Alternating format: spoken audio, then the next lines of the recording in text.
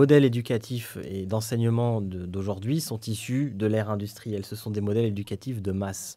C'est-à-dire que leur objectif n'est pas de prendre en compte individuellement l'étudiant ou l'élève, mais de former une masse de personnes. Et donc, dans cette masse de personnes, il y aura un taux de laissé pour compte. C'est-à-dire que c'est une variable qui est malheureusement, mais froidement prise en compte dans l'enseignement parce qu'on forme des millions de personnes et que dans ce système de masse qui a été fabriqué à la fin du 19e et au début du 20e siècle, eh bien, on considère qu'évidemment, les personnes qui n'arrivent pas à se conformer on va dire, au dogme classique de l'enseignement, de la manière d'assimiler le savoir, eh bien, vont être soit mis de côté ou renvoyés vers d'autres filières aussi. Il y a cette difficulté aujourd'hui dans de nombreux systèmes éducatifs à considérer que un élève qui n'est pas bon en maths, en histoire géo, en physique chimie à 13 ans, eh bien, va pas pouvoir faire d'études longues. Pour moi, aller à l'école ou aller à l'université ou je ne sais où, ça doit être un endroit où on doit s'épanouir, être heureux. Effectivement. Je me lève aujourd'hui, super, je vais aller à l'école. J'ai envie de partir à l'école et d'apprendre. Mais pas d'apprendre bêtement, d'apprendre et comprendre. Oui. C'est surtout d'apprendre et de comprendre. La plupart, ils apprennent, c'est tout, pour faire plaisir aux parents, aux professeurs, avoir des bonnes notes. Papa, maman, j'ai eu 20. Mais est-ce que tu as compris pourquoi tu as eu 20 C'est pas parce que tu as mis sur la feuille ce qu'a décrit le professeur.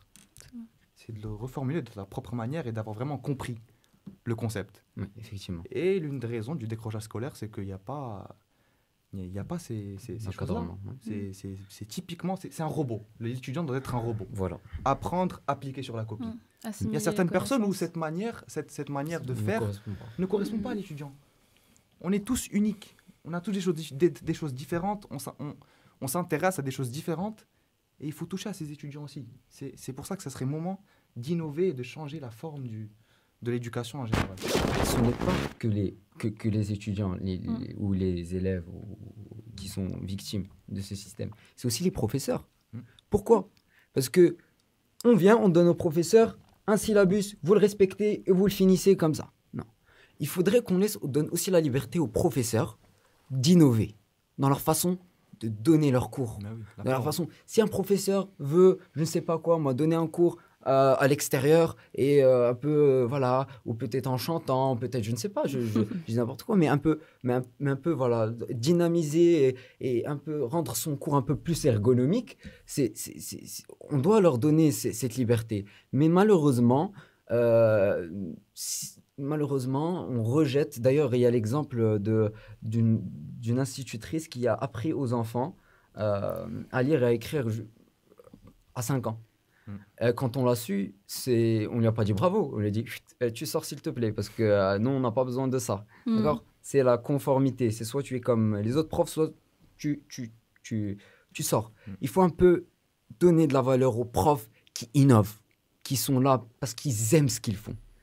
Et c'est comme ça qu'on pourra aussi améliorer les choses, parce que ce serait un peu égoïste de dire que c'est que les étudiants qui subissent, parce que c'est aussi que les professeurs. Personnellement, je pense qu'en général, le système éducatif mène à des résultats, même si c'est sûr, il y a certaines limites.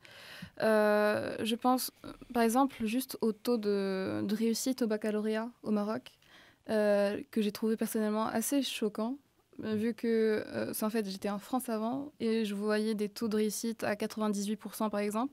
Et une fois que j'arrive ici, je vois des taux à 50, 40%. Et donc, je pense que vraiment, il faut des réformes. Il faut un investissement très important qui suive de l'État. Et sachant qu'il faut que vraiment, ça corresponde aux attentes sociétales et par rapport au futur. Vu que, par exemple, les emplois qu'il y a aujourd'hui, certains vont disparaître et d'autres vont émerger. Donc, je pense qu'il faut déjà commencer à penser à cela et essayer de réformer tout simplement le système.